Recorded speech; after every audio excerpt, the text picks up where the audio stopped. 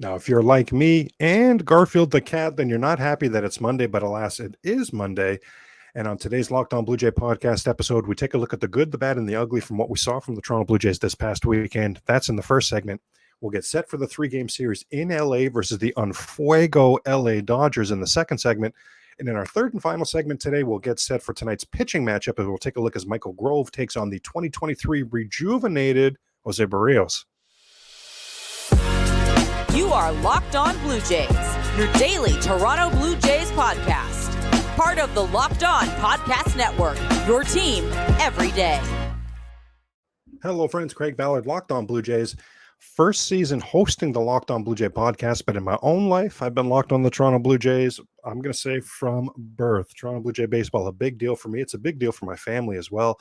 So I certainly thank you for spending part of your day talking Toronto Blue Jay baseball with me. I want to remind you that the Locked On Blue Jay podcast, of course, part of the Locked On Podcast Network, your team every day. And of course, all of the Blue Jay games this season are available for you to take in on Sirius XM. The Locked On Blue Jay podcast, I'm so thrilled. I'm downright proud to say it's the only daily Blue Jay podcast there is. Monday, Tuesday, Wednesday, Thursday, Friday, drop by, talk Toronto Blue Jay baseball with me. If you're taking in today's episode on the Locked On Blue Jay podcast YouTube page, hello and thank you for that. And to the everydayers making the Locked On Blue Jay podcast your first podcast listen every day, hello and thank you for that. Toronto Blue Jays got just one game, just one win, and we're lucky to salvage that one win right over the weekend in Seattle. Let's get into some good, some bad, and some ugly from what we saw. Start, of course, with the good. Vladimir Guerrero Jr., Slim Daddy Vladdy, just 3 for 12. I mean, not great, but 2 of those 3 hits were home runs. If you have a series where you hit multiple home runs, you're going to land in my good category. So well done, Vladimir Guerrero Jr. Same thing can be said for Brandon Belt, just 2 for 8. So on the surface, you're excited about that, Craig? Well, both hits left the ballpark. Both hits were home runs. Yes, one was assisted by our old friend Teoscar Hernandez, and Teo will have nightmares about that one. First of all, he should have had it. Timed it perfectly. It was you couldn't drop it. If you were just playing, if you had a buddy standing on the warning track just tossing those and you were trying to, rob the home runs, you couldn't even place it better than that. It was tailor-made for a robbery. He timed it perfectly as well. Just couldn't complete the catch. Ends up dropping it and over the fence for a home run. So thank you for that, Teo. And it was in a 1-run Blue Jay victory, right? So a massive, massive blunder for Teo, but we're certainly going to take it. And Brandon Belt's certainly going to take it. It counts, right? It counts. So Brandon Belt, just like Vlad, a pair of home runs over this weekend. Matt Chapman, 4 for 12 over the weekend. Now, yes, one of those 4 hits was a gift double on Sunday as Julio Rodriguez lost the ball in the sun. But for me, I feel like this is one of those under the category where, things work themselves out in the wash. That old saying, it works itself out in the wash. That's what I feel like has happened here because, that hit really makes up for the times where he stung the ball, but right at somebody, right? So it was a gift double, but it still counts, and I'm still putting Matt Chapman in the good category for this weekend. How about Kevin Biggio? 3 for 6 in this series. Over the last month, Kevin Biggio is hitting .308 with a .386 on base percentage. How about it? That's either going to be really good for the Toronto Blue Jays going forward, or those sort of numbers are going to land Kevin Biggio on other teams' radars for a nice trade piece, right? Potentially, at least for the Blue Jays in the next week or so. Now, how is Kevin Biggio 3 for 6 and the hottest hitter on the team and not in the lineup on Sunday? Well, we're getting to the bad category. That's John Schneider, right? We're getting to John Schneider. Kevin Kiermaier. Kiermaier only had 6 at-bats in this series, but I still have him in the good category. 2 for 6 with a home run. Yeah, I thought Kevin Kiermaier was good this weekend. How about some pitchers? Now, between Yusei Kikuchi and Kevin Gausman, you get 11 and 1/3 innings pitched, only 4 runs allowed. Now, all 4 of those runs were on home runs that Kevin Gausman allowed. He allowed 4 solo home runs, and 9 times out of 10, you're allowing 4 solo home runs. You're not going to be in the good category. You'd be either in the bad or the ugly category, but for Gausman and Kikuchi, the fact that they combined for 17 strikeouts and just 1 walk, I've still got them in the good category. And some of those home runs that Gausman gave up, we're going to kind of give him a bit of a pass here because he was rusty. The miles per hour, his velocity was down. Even after the game, he said, boy, oh boy, really fatigued out there. Just wasn't myself because he'd been off for so long at this point, not just the All-Star break. Remember, Kevin Gausman took the All-Star break off on purpose to get some rest. I wouldn't say it backfired, but things didn't really work out as planned, because then he had to miss his next start anyway when he woke up with that injury that one was at the last Saturday, and Chris Bassett had to step in for him there. So it's been a while since Gausman's been on the mound, so a little rusty, fine, but ultimately he had 9 strikeouts in that game and no walks. I'm going to say that's good. The 4 home runs, we kind of see the reason for the 4 home runs. How about Alek Manoah? How about the big Puma? Wow, I thought his slider was really encouraging on Sunday. It felt like Manoah generated more swings and miss from his slider on Sunday than he has combined all season long. Now, of course, that can't possibly be the case, right? That can't possibly be an actual fact, but it just from a mind's eye standpoint, it felt like it. I felt like he was way more effective. Now, with that pitch, was I pleased with his control and his command? How could you be? No. But overall, I thought it was one of his better starts. And the reason I have Manoah in the good category here is because for the first time this season, at least one of the first times this season, it felt like Alek Manoah. I mean, even that little mini stare down he had with Julio Rodriguez, just for whatever it was, the little things he was doing, it felt like Alek Manoah on the mound on Sunday for the Toronto Blue Jays. How about the bad category? Well, John Schneider has built camp. He is firmly entrenched in the bad category. I never agree with his lineup construction. I never agree with his in-game decisions. Even Buck, let's put it this way, even Buck Martinez this past weekend had criticism for John Schneider, and it was for lack of strategy. You never hear Buck Martinez be critical of Blue Jays, in particular managers. He had criticism for John Schneider over this past weekend. Now, it's only a half-hour pod, so I don't have time to get into every game's blunders, but, I mean, you watched the games this weekend as well. I have to think that you walked away not happy with John Schneider this past weekend either. Speaking of setting up camp in the bad category, well, there's Dalton Varsho again. 2 for 11 on the weekend. Dalton Varsho is on my last nerve. Now, we have major glass half full coming up for Dalton Varsho in our third segment here today, but Dalton Varsho at the plate is on my last nerve. Whit Merrifield. I've got Whit Merrifield in the bad category. He had 2 hits this weekend. 2-hit Whit is supposed to pertain to him it's supposed to refer to him getting 2 hits every game, not 2 hits for an entire weekend series. Had just 7 at-bats. He got a walk in there as well, but just 2 for 7. But Whit Merrifield, 3 strikeouts over the weekend. Whit Merrifield, more strikeouts than hits? That is not very Whit Merrifield. Like, that goes in the bad category. Also in the bad category, the fact that the Toronto Blue Jays were winning Friday and Saturday by multiple runs heading into the 7th inning stretch, but the Mariners dominated the end of Friday's game to win. The Mariners dominated the end of Saturday's game to win. Almost did it again on Sunday, right? If they'd done that again on Sunday, I think you'd be looking like me. You'd be pulling out the hair. You'd be as bold as I am. Now, bold is beautiful, but if you don't have to be bold, of course, you don't need to be, right? Jimmy Garcia, I've got him in the bad category here. Jimmy Garcia has been really good. He's been downright stellar lately, but he pitched in 2 of the games over the weekend, allowed a run in each of those games, and the Blue Jays lost by 1 run in each of those games. So Jimmy Garcia in the bad category. I've got Jordan Romano in the bad category from what we saw this past weekend. Again, bad in a non-situation. His ERA is double in non-save situations what it is in save situations. Yes, of course, I'm pointing the finger at John Schneider. Why is he he's not doing it? Schneider not doing a good job again of setting his players up for success, but I would still like to see a performance from Jordan Romano, better execution from Jordan Romano, regardless of the situation. And even though he ultimately did get the save on Sunday, and along the way in that was a massive strikeout of Julio Rodriguez with the tying run on 3rd and 1 out. But why was that tying run on 3rd? Because of Romano's blunders. And eventually, and the next batter, the winning run would be at 2nd. So my goodness, that was way too dicey. That was not the dictionary definition of a clean save for Jordan Romano on Sunday. So overall, I've got him in the bad category. Now we get to the ugly. Oh boy. George Springer. Oh my goodness. George Springer was UGLY this past weekend. 1 for 11. He left 1 trillion men on base. I mean, I was just really upset with George Springer this past weekend. He's been really good for going on like 2 months now. This past weekend, wow. Really, really ugly. Speaking of really ugly, what the heck is happening with Bo Bichette? Bo Bichette was 0 for 14 in this series. Pardon? He's in an 0 for 17 stretch right now. It's the worst stretch of his entire career. Bo Bichette, 2 seasons in a row, led the league in hitting. Going to do it again this season. Was having an incredible season. was having an incredible season. 0 for 7, worst stretch of his career. Over this past weekend, Bo Bichette lost 13 points off of his batting average. Holy moly, Bo Bichette, please get that turned around. Bo Bichette, please get that turned around. How about the catchers? Now, yeah, I have the catchers in the ugly category, despite the fact that Alejandro Kirk went 4 for 7 and Danny Jansen hit a home run, but it's going in the ugly category because I'm concerned. Let's see what happens. It's great news that the x-rays on Danny Jansen's wrist, arm there, came back negative for any break or fracture, but I'm still very concerned.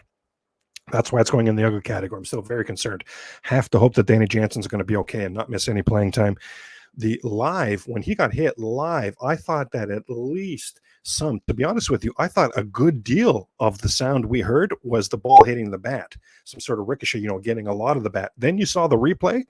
It hit Danny Jansen's wrist flush. That loud cracking sound, that I thought was the ball hitting the bat, that was all Danny Jansen's bone. My goodness. Have to hope he's going to be okay. He's so important to this team. And finally, in the ugly category, we'll finish it off with the fact that Nate Pearson opened the weekend as a Toronto Blue Jay, closed the weekend as a Buffalo Bison. Speaking of players who, we were talking about Biggio earlier, could he be a trade candidate? I don't have the guts here to full out predict that the Blue Jays are about to trade Nate Pearson, but I am not. I'm in the scenario right now. I'm in the position right now where I am leaning there. I'm not going to be surprised at all. When you look around, I've been racking my brain here. What assets in the Blue Jays organization could other teams be interested in for some really nice trades for the Blue Jays at the trade deadline? Because of course we don't want to part with Ricky Tiedemann. I mean, hard pass on that. What else could players or could other teams be interested in? You hope they see something they can turn around with Santiago Espinal. You hope they see Espinal as an asset. You hope they see a Kevin Biggio as an asset. Well, I think just because of Nate Pearson's stuff, I think that Blue Jays at this point are going to hope that other teams see Nate Pearson as a return asset to make some sort of trade, especially with Chad Green right around the corner from returning for the Toronto Blue Jays. Now, coming up on the Locked On Blue Jay podcast, we're going to get set for this 3-game series starting tonight in La La Land as the Blue Jays battle the on fire LA Dodgers. Those games, of course, are going to be available for you on SiriusXM. Now, first, I wanted to ask if you wanted a chance to win more money with less picks. Well, then head to Sleeper. Sleeper, you can win up to 100 times your money, which is 2 or more fantasy baseball picks. Sleeper is a fantasy sports plus real money gaming app focused on bringing people together through sports and gaming.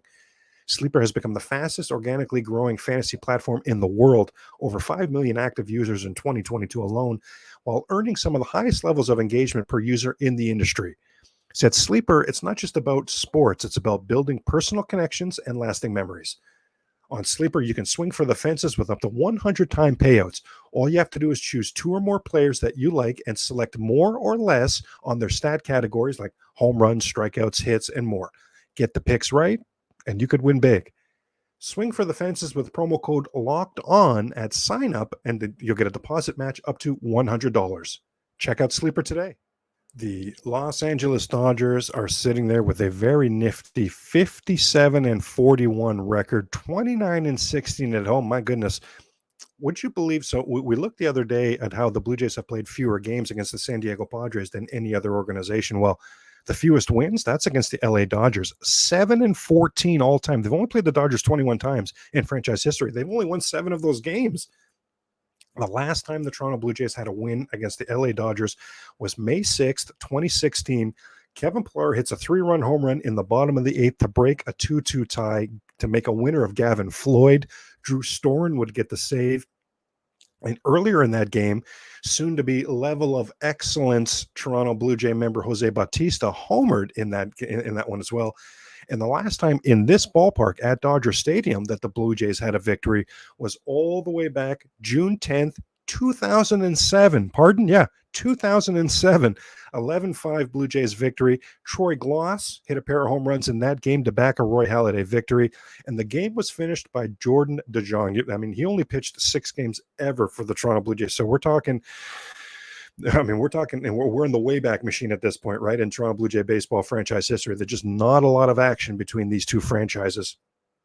Blue Jays have a significantly better batting average than the Dodgers. They have way more hits than the Dodgers, but the Dodgers have well over 100, not over 100, well over 100 runs more, 100 more runs scored this season than the Toronto Blue Jays. Holy moly. The Dodgers have hit 50 home runs more than the Toronto Blue Jays have so far this season.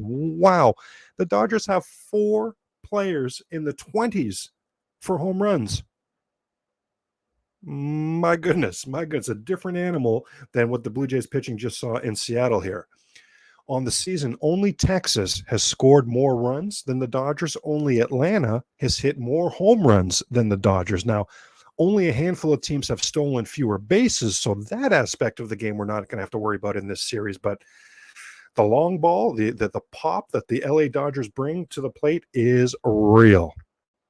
Again, 29-16 at home, one of the best home records in all of baseball.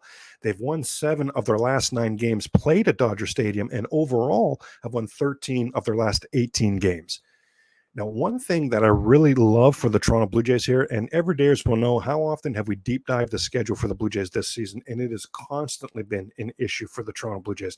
They're constantly playing scenarios where they're up against it because of how difficult the schedule is. Well, here's a break for the Toronto Blue Jays. No, they don't have an off day as they travel from Seattle to LA for the series. True, but for the Dodgers, this is their first game home out of the All-Star break. They also had to fly to LA from Texas. The Dodgers had a 9-game road trip as they came out of the All-Star break. Now, it didn't trip them up. They went 6-3. They took 2 out of 3 at the Mets. They took 2 out of 3 at Baltimore, and they took 2 out of 3 in Texas. And in all 3 of those series, they took the first 2 games, so they had a chance to sweep all 3 times. So they were jumping on teams. They were jumping on teams right away in these series. So the Blue Jays do need to be wary of that. But from an effort standpoint, I mean, how much energy could the Dodgers possibly have? We see this in sports all the time when teams coming back off of a long road trip, that first game back at home, there's some fatigue setting in, not nearly as sharp. So hopefully from a schedule standpoint, it's a major break tonight for the Toronto Blue Jays. Now in our third and final segment, let's get set for tonight's pitching matchup as the rejuvenated Jose Berrios. Are we loving Jose Berrios in 2023 or what? He's on the mound versus rookie right-hander for the Dodgers, Michael Grove. Jose Berrios, 8-7, 3.37 ERA. That was the worst ERA in the league last season. He's at 3.37 this season. My goodness. Barrios, I mean, and let's remember, he was awful in his first 2 starts of 2023, like 2022 Jose Berrios, awful in those first 2 starts. But in the 15 starts since then, Blue Jays are 10-5. And in those losses, in those 5 losses, in one of those games, they scored 1 run, and in 3, they were shut out. So basically, with Barrios on the mound, if the offense does anything, the Blue Jays win that game. In fact, I say the Blue Jays on a 10-5 run with Barrios on the mound. Well, the last 3 times they've lost with Jose Berrios on the mound, the offense has been shut out. We talk a lot about how the offense has really let Kevin Gausman down time and time again. Well, we're going to have to start acknowledging that it's let Jose Berrios down time and time again as well. Jose Berrios has pitched here. He has pitched at Dodger Stadium once before. It did not go well, but I mean, this season, he's really turned things around, right? Pitching pretty well on the road this season. He's been stellar at home, but he's been pretty good on the road as well. Opponents hitting .242 versus Jose Berrios on the mound, and he himself has a 4-4 record with a 3.84 ERA on the mound. Now, definite glass half full, and again, really speaking to how hot the Blue Jays have gotten with Berrios on the mound, they've actually won 6 of his last 7 road starts. So a lot of things pointing to a Toronto Blue Jay victory tonight, right? Now, ironically, a Jose Berrios road start was the Blue Jays' best game of the season, while another Jose Berrios road start was likely the Blue Jays' worst game of the season.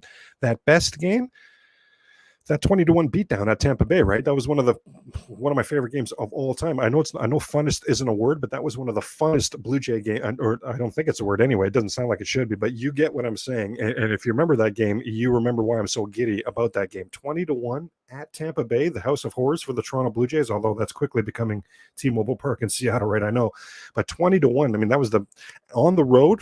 How awesome was that? And their worst game of the season likely was also a Barrios road start. You remember that one at Miami against the Marlins where they got drubbed 11-0. So really, I mean, some extremes there, right, with Jose Berrios on the mound. Now, current Dodgers, got to say, they've hit Barrios pretty well in their career. Now, the definite matchups to keep an eye on tonight, JD Martinez and Mookie Betts. Now, both of them from their playing days with the Boston Red Sox, they've got a lot of experience against Jose Berrios and have done very well against Jose Berrios. They're combined 16 for 42. That's a 381 batting average. They've got a 447 on base percentage against Jose Berrios. Wow. Wow. Now, on the other side of the coin, let's watch the matchups, or let's be excited about the matchups for Barrios tonight against the Dodgers left fielder David Peralta and the shortstop Miguel Rojas, as those two are combined just 1 for 10 against Jose Berrios. Michael Grove, fellow righty, but I mean, Barrios is that grizzled veteran. Michael Grove is brand new to baseball. This is just his 13th game. It's just his 10th ever start. 2-2 on the season, 6.40 ERA. And with the trade deadline approaching, even Grove has acknowledged that his time on the big league level, I mean, this season at least, seems likely to be coming to an end very soon with the trade deadline coming, as rotation upgrades coming for the LA Dodgers. That's surely the sort of things we're going to see for them at the trade deadline. Now, as a starter, Michael Grove is a strikeout per innings pitched guy, thanks to a very good slider that he has. But the fastball and the curveball has been hammered. In particular, that fastball. Oh boy, that's the pitch that the Toronto Blue Jays need to look to do damage against tonight. Grove has been missing his spots with his fastball and his secondary pitches like the curve. And when he's been missing right down the middle. Missing with your location of your fastball right down the middle, missing with the location of your secondary pitches right down the middle. My goodness, he's 2022 Jose Berrios. Michael Grove is 2022 Jose Berrios, and the Blue Jays need to take advantage tonight. Now, truth be told, Grove has been much better at home than on the road, but way more home runs allowed at home. I believe he's allowed 9 home runs this season. 8 of those 9 have come at Dodger Stadium.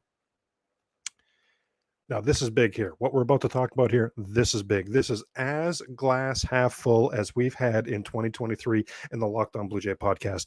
Every dayers know, every single game we take a look at the pitching matchup, we deep dive it, and part of that is we're constantly looking to see how that pitcher is against Dalton Varsho. You know, could this pitcher be the cure for what ails Dalton Varsho? Could this pitcher, this ballpark, could there be something in play here in this game coming up that's going to kickstart Dalton Varsho's very dormant bat? Well, have we ever come across something here? Now, I'm just going to be honest, because there is some glass half empty here.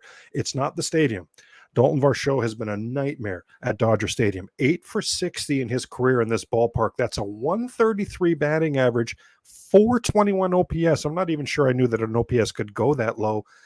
8 for 60. There's 23 strikeouts in there. Holy moly, 3 times as many strikeouts as hit in this stadium. So the glass half full is not coming for Dalton Varsho. Has nothing to do with the ballpark. But what about this pitching matchup tonight? What about who's on the mound? September 14th of last season, September 14th, 2022, at Chase Field in Arizona, Dalton Varsho hits a first-inning home run off of Michael Grove. A week later, in this ballpark, at Dodger Stadium, Dalton Varsho hits a third-inning home run off of Michael Grove. All told, Varsho is 3 for 5 against Grove with a pair of home runs. Dalton Varsho, this would be the first plane ride where he was looking forward to the next series. All day on Monday, he would have had a great breakfast. All day, he'll be looking forward to this game. He'll be going to the ballpark for the first time all season. At least it'd be a rare time this season, with all kinds of confidence. He knows he sees Michael Grove very well. He knows he hits Michael Grove very well. So my goodness, if there was a game where we're going to see Dalton Varsho's bat kick-started, you know, if there's a pitcher who has the cure for what ails Dalton Varsho, my goodness, it's got to be Michael Grove. Dalton Varsho, I'm looking right at you, big fella. Need to have a big game tonight. That's a wrap for Monday's Locked On Blue Jays podcast episode. Reminder that tonight's Blue Jays at Dodgers Tilt is available on SiriusXM. And reminder that the Locked On Blue Jay podcast is your only daily Blue Jay podcast. So check back in every day this week for Toronto Blue Jay conversations. Tomorrow we'll get you set for Chris Bassett versus Julio Urias. Plus, it is Trivia Tuesday, and with a pair of former Toronto Blue Jays, Fred McGriff and Scott Rowland, congratulations to both of them, inducted into the Baseball Hall of Fame this past weekend. The trivia questions this week will revolve around them. For now, keep it locked on the Locked On Podcast Network and check out Sully hosting Locked On MLB. Go Jays go, and we'll talk tomorrow.